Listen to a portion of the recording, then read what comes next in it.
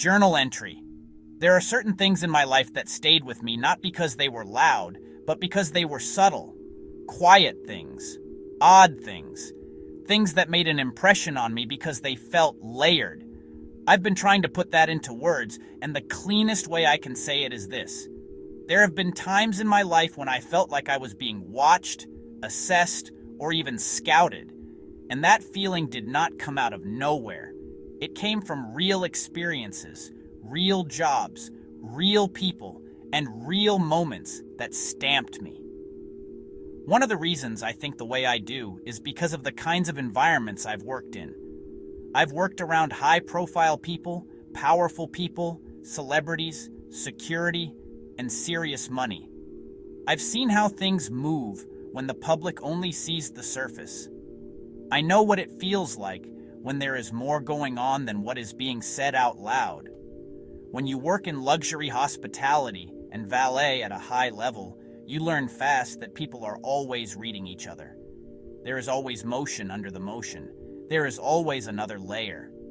At the St. Regis Bal Harbour, it was common for me to see and talk with Secret Service because high-profile people lived there and moved through there. That was not fantasy. That was real life. When President Biden came to make a speech after the high-rise collapse, Secret Service was already around the property about a week before he came. They were checking the place out, watching the flow, watching the staff, watching how things moved. I remember one morning around 6:15 a.m., near the end of my shift, one of the agents was focused on me while I was working. He started talking to me casually. It did not feel scary. It felt calm, professional, almost friendly. He talked to me about people casing the place. He told me he was a secret shopper, which I thought was funny, because in hospitality that sounds normal. But there was something else behind it too. He was observing me. At one point I asked him if I did everything right.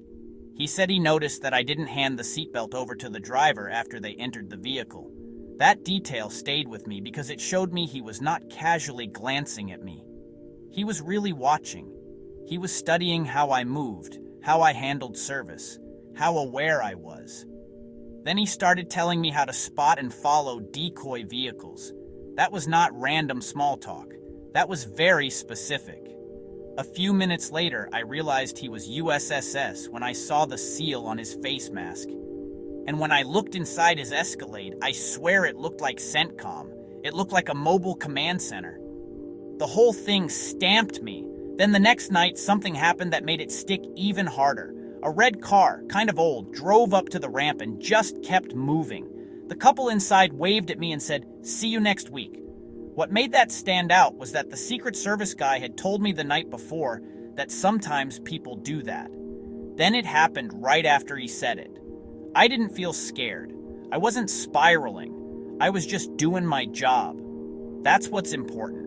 I really didn't think way into it in the moment, but I was noticing things. I was paying attention. I was clocking details and storing the feeling. Another time at work, a high-profile woman got out of her SUV and walked inside with a security guy. There were 3 vehicles involved.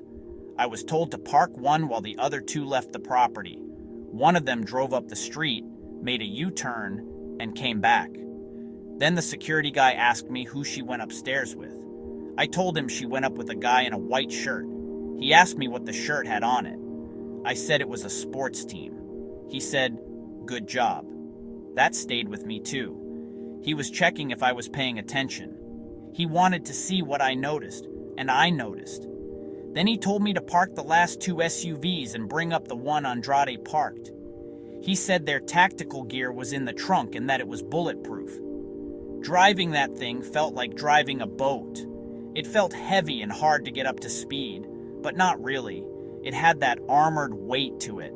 Then about 30 minutes later, that same guy came back. Again, it was another moment that showed me there was always more happening beneath the surface.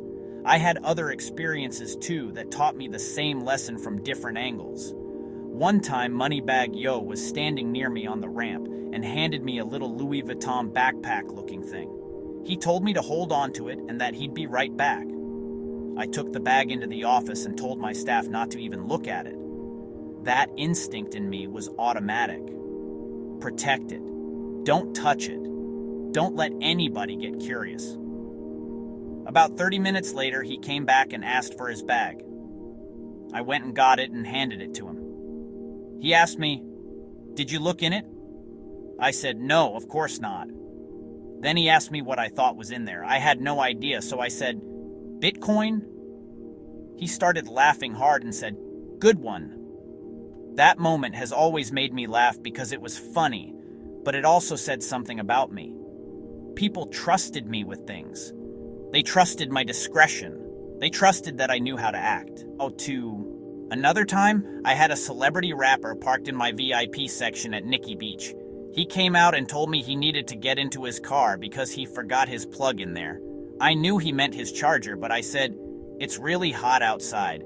How can you leave him in there?" He looked at me and just started laughing. That was me too. Even in serious, high-pressure spaces, I could still be quick, playful, and human. I knew how to read a moment. I knew how to keep it light without losing control of it. All of those experiences matter because they shaped the way I see the world. I was not just parking cars. I was inside systems of power, privacy, image, security, money, movement, and quiet observation.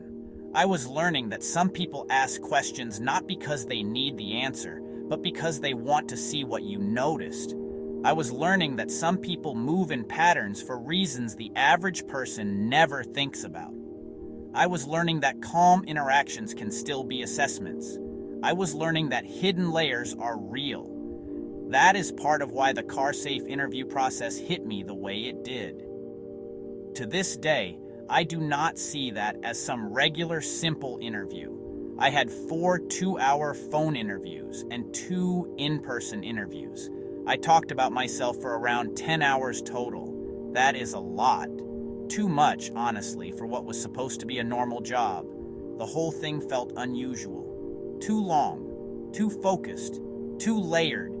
It felt like more than hiring. It felt like I was being watched, studied, and read. The interview location was MCM Productions, and the Lyft Hub was across the street. Even the setting felt strange to me, like different worlds overlapping at once. Media, logistics, observation, performance. Something about it felt staged, curated, and deeper than what was being said on the surface. What stayed with me the most was that I even said it out loud. I told one of the guys there that I knew I was being watched. Instead of acting like I was crazy or shutting it down, he said, "How do you know?" That response hit me hard because it did not feel dismissive. It felt like a door opening, like my awareness itself had been noticed. That moment stayed with me because it felt like confirmation of a feeling I had already been carrying. That's the thing people don't always understand about me. I notice things. Not because I'm trying to make life dramatic, not because I want there to be a story where there isn't one. It's because I really do pay attention. I notice timing, tone, movement, questions, reactions, the detail on the shirt, the route of the car, the U-turn, the seatbelt handoff, the way somebody phrases something, the way somebody answers when they could have dismissed me and chose not to. I notice when something feels layered. I notice when the surface and the energy underneath it don't match. And I want you to understand this part too. I wasn't walking around scared all the time. A lot of these moments happened while I was calm, working, focused, and just doing my job. That's why they matter to me.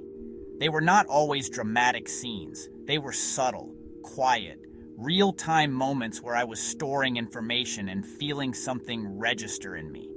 I was learning the world as it really moves, not just how it looks on paper. So when I say I've felt like I was being scouted, watched, or assessed, that feeling didn't come out of nowhere. It came from living in environments where that energy was real. It came from being around Secret Service. It came from being in elite properties where high-profile movement and security planning happened in front of me. It came from celebrities trusting me with personal things. It came from security guys checking what I noticed. It came from 10-hour interview processes that felt too layered to be ordinary. It came from my own lived sense that there is often more going on than what is openly said. Maybe that's one of the gifts and burdens of being who I am. I see the world in layers. I pick up on patterns. I carry details. I remember how things felt. I don't just remember events. I remember the atmosphere. I remember the energy in the room. I remember the quiet meaning of things. Sometimes that's heavy. Sometimes it's funny. Sometimes it's validating. Sometimes it's isolating, but it is real to me. And maybe that's the biggest thing I'd want you to understand if you're reading this. Life is not always as flat as it looks. People are not always saying everything they know. Environments have energy. Jobs teach you more than the job title. Service work, especially at a high level, can put you in the middle of systems most people never think about. And if you're paying attention, you start to see how much of life is about noticing what sits just beneath the surface. That's what stayed with me. Not one single dramatic event, a pattern, a thread, a way of seeing, a series of moments where I realized that being observant, being intuitive, and reading deeper than the surface was not some random trait in me. It was a survival skill. It was a work skill. It was part of my wiring.